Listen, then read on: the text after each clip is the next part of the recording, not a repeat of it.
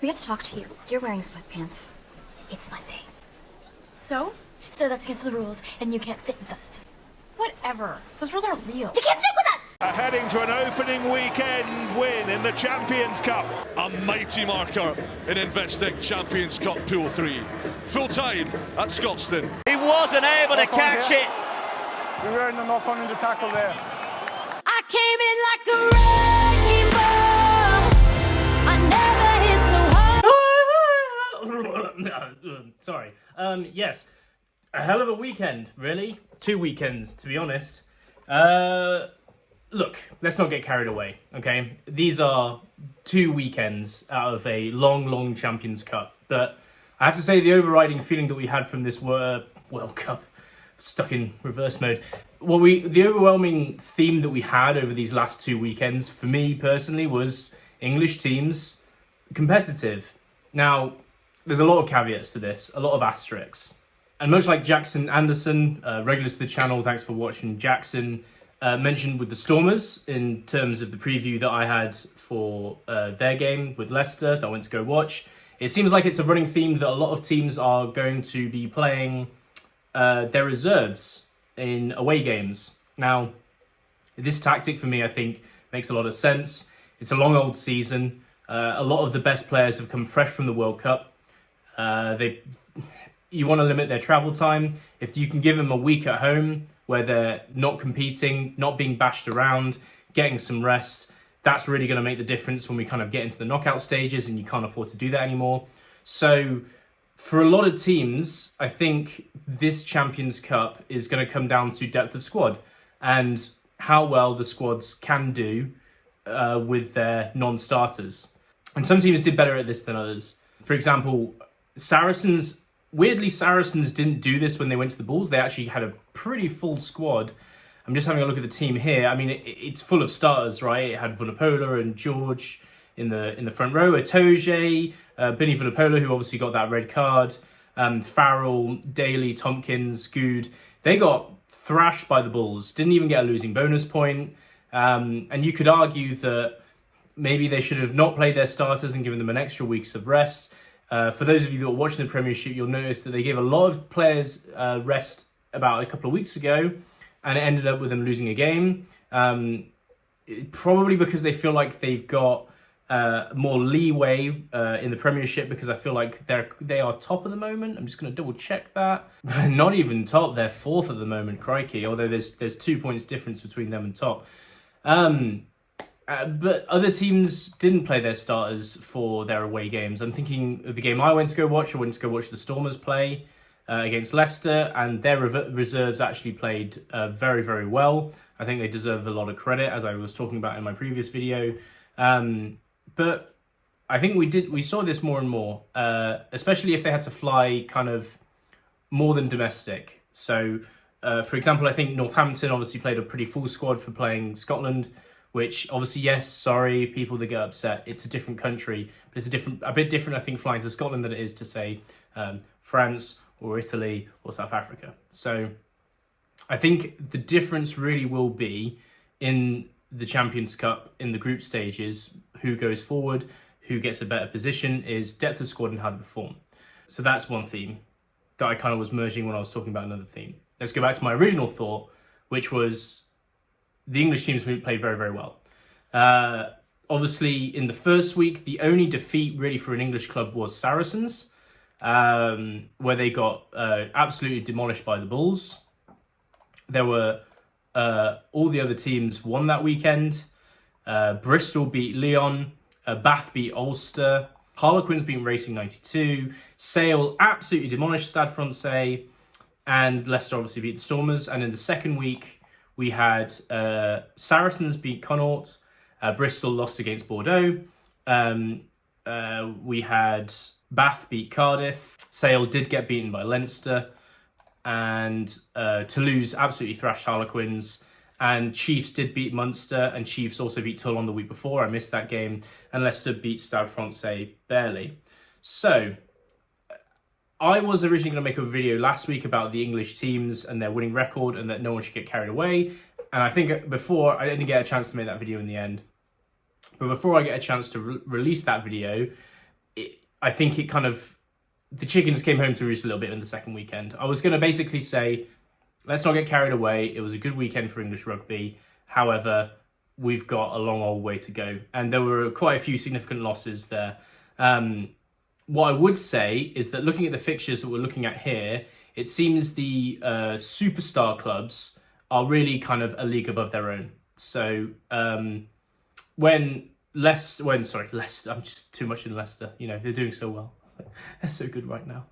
What we're seeing here is that I think when it comes to equal competition, it seems the English clubs are doing great. For example, they'll play a team that's probably not pinned to win it, hasn't been competitive in a while. However, when they come against the superstars, that's not so true. And the superpowers are still the superpowers within the competition. Thinking Toulouse, Leinster, La Rochelle. Obviously, I mean, Leinster finally beat La Rochelle, which always seemed to be their bugaboo. So congratulations to them for that. That's another big story. But I think for the last few years, the English teams have probably been left out from the competition in terms of being good enough. And this could be the beginning of seeing a difference in that. So I think that's a main note to make. On that note, talking about those three teams, I didn't get a chance to watch much of Leinster. I've watched a bit of the highlights. I'm really interested as to see how they progress. I feel like they might be suffering from something that I thought Ireland would suffer without Johnny Sexton, is that, you know, you've got a Ferrari of a car and you want like a Max Verstappen or a Lewis Hamilton driving it, and they have Lance Stroll. I want to watch a bit more Leinster over the coming weeks just to kind of confirm this is my point of view. Could be that they, for a while, turn into a team that have a good winning percentage, but struggle to actually win competitions because they don't have the X factor at fly half to kind of take them over the line. Could be that they just don't need a fly half. Who knows? But I think that's an interesting point to make. I mean, they did beat La Rochelle. I didn't watch the game, but it's just something I'm seeing from the results. Another thing I'm seeing from the results as well is Munster. Wow, what a clumsy start to the season for them. Obviously, they've got news of Archie Snyman, who is now no longer going to be on their team after not really playing for them. And they, again, have had 2 losses, I believe, in 2 weeks in this competition. I'm just going to double-check that fact. Well, they had a draw, in the first week against Bayonne. So, a lot of work for Munster and in the URC as well. And I really think it comes down to bringing in a crash ball centre that can kind of release Jack Crowley more than he's being released at the moment. He is playing well, don't get me wrong. I'm not saying he isn't. But, you know, I think they just need a galvanising forward force in their backs that would complement the play for the rest of the team. That's from a top up bird's eye view point of view. So I might be wrong. Please give a comment if you're a regular Munster supporter and give your own thoughts. Another thing, as I was saying in my preview video for the first week, was how are these French teams going to do? I haven't had a chance to watch them in terms of ranking of what I've been watching in my time for domestic leagues. It's been Premiership, URC, and top 14 right at the bottom, where I'm literally just watching highlights. I haven't had a chance to watch much of it at all. And the French teams look good. They look very competitive. They put in some really solid performances. Bordeaux destroyed Connaught in the first week. Toulouse have had 2 weeks in a row of just absolutely dismantling the opposition in front of them. Toulon, I watched the Toulon-Exeter game, and even though Toulon lost that, I think there was a lot for them to take from it. They look really competitive. I think it'll be interesting to see what happens when Dan Biggar comes back from injury, because they are kind of seeming to form this like Toulon of old light, if that makes sense. Obviously, everyone knows Toulon had those 3 years in a row where they were just the most dominant team, basically the Galacticos of the European rugby of that era.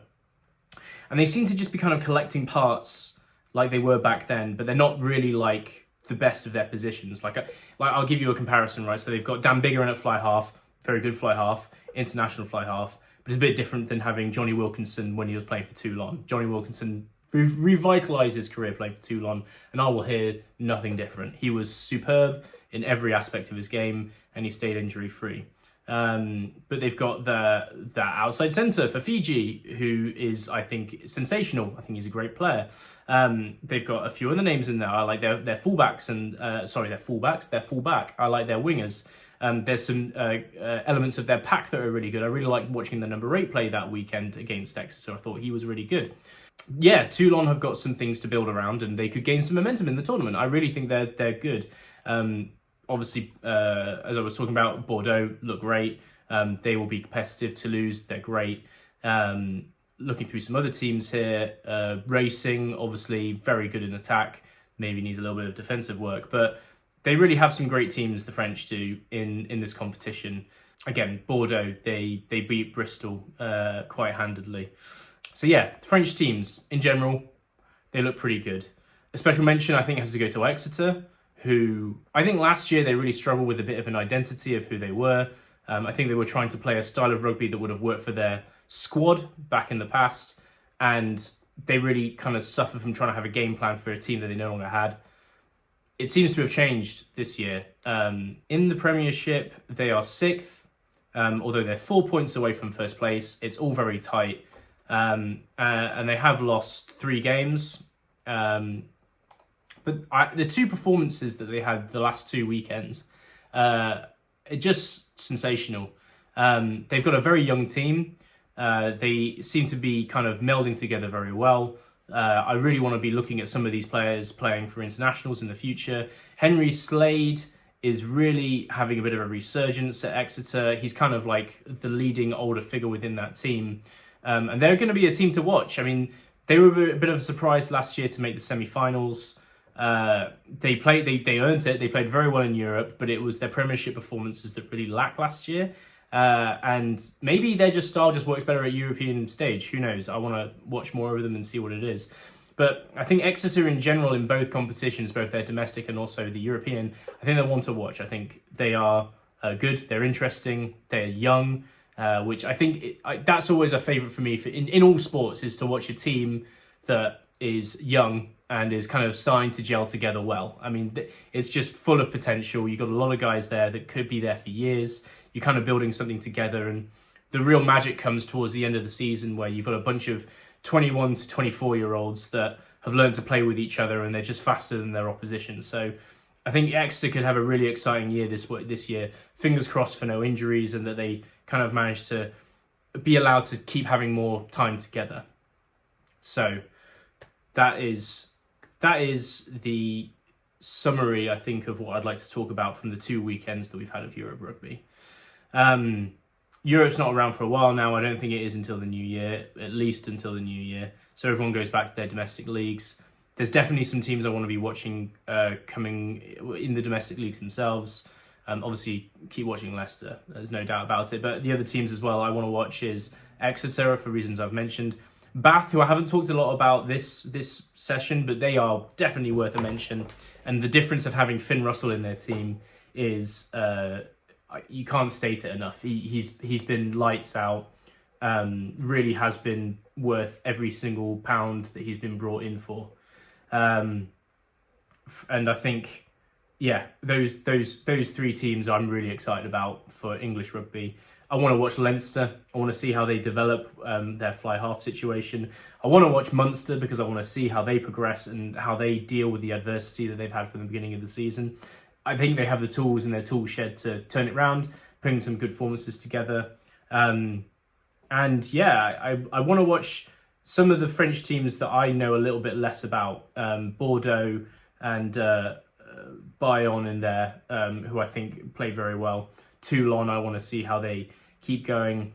And obviously you want to watch Toulouse and you want to watch La Rochelle whenever you can, because they are a joy to watch. La Rochelle, one more for the purists such as myself, watching a defensive struggle.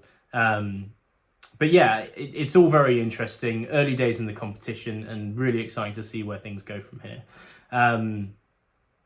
Yeah, that's it. Got lots of time off this Christmas period, so hopefully we'll be binge watching some of these domestic leagues and getting myself more acquainted with it. So that's all for me today for the videos.